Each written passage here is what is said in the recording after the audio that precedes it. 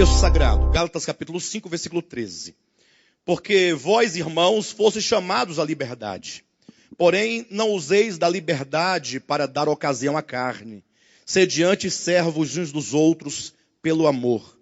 Porque toda lei se cumpre em um só preceito, a saber, amarás o teu próximo como a ti mesmo.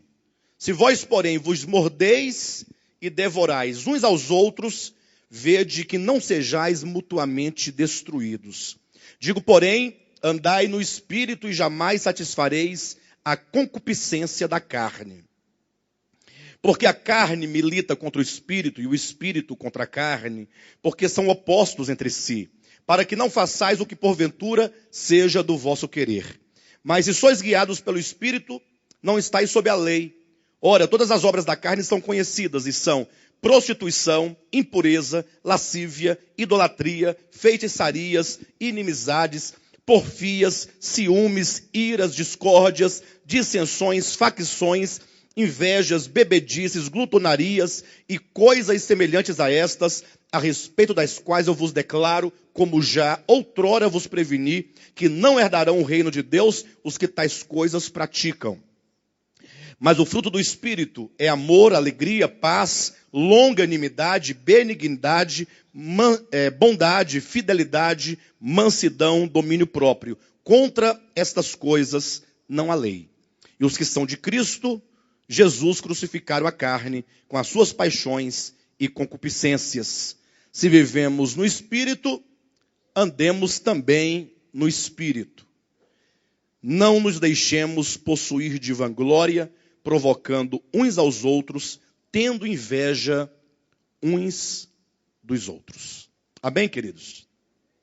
Amados, eu quero apenas lembrar os irmãos de que nessa porção, sobretudo aqui no capítulo 5, o apóstolo Paulo, ele trata, primeiramente, como nós já falamos em mensagens anteriores, quais são as consequências que um cristão ele terá quando ele se propõe, por ignorância ou não, a viver a sua vida cristã baseado na lei. Ou baseado em lei, seja a lei de Moisés, seja qual for a outra lei. Isso está na primeira parte do capítulo 5, que já foi dito há bastante tempo. Então nós começamos a mostrar a segunda parte, que demonstra, então, qual é o caminho para a santificação.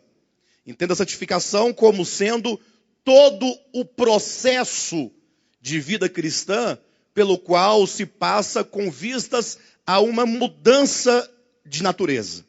Santificação enquanto sendo uma ação divina no homem, no coração, na alma, na mente, de modo a mudar o seu coração, mudar as suas inclinações, dando a ele, na verdade, o caráter, imprimindo em tal pessoa o caráter de Cristo. Forjando nesta pessoa forjando o caráter de Cristo, constituindo tal pessoa membro do corpo de Cristo, o novo homem, por fim. Bem, então, nessa segunda parte agora, falando acerca então deste caminho proposto, nós começamos então a enumerar alguns aspectos importantes para que você saiba exatamente como viver a vida cristã. Se não é por intermédio de lei, se não é por intermédio de regras, se não é por intermédio de um estatuto, então como seria? O apóstolo Paulo, então, vai dispor para nós aqui esse entendimento. Semana passada nós começamos a trazer a primeira questão, dizendo categoricamente, e se você não vencer esse primeiro ponto que foi colocado semana passada, dificilmente você vai avançar para a realidade dessa verdade. Qual é a questão que tem que ser superada? É que a vida cristã, de maneira absoluta, não pode ser vivida por usos e costumes.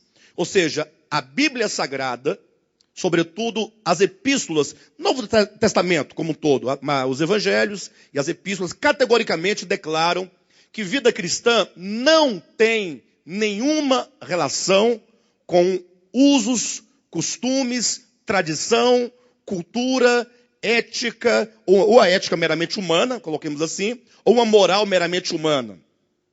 Eu digo isso porque o cristianismo, conforme ele foi estabelecido, sobretudo na sua segunda parte em diante, que foi a era dos protestantes, depois do movimento evangélico, Se estabeleceu uma vida cristã, até com o objetivo de diferenciá-la do mundo, estabeleceram uma vida cristã baseada em coisas.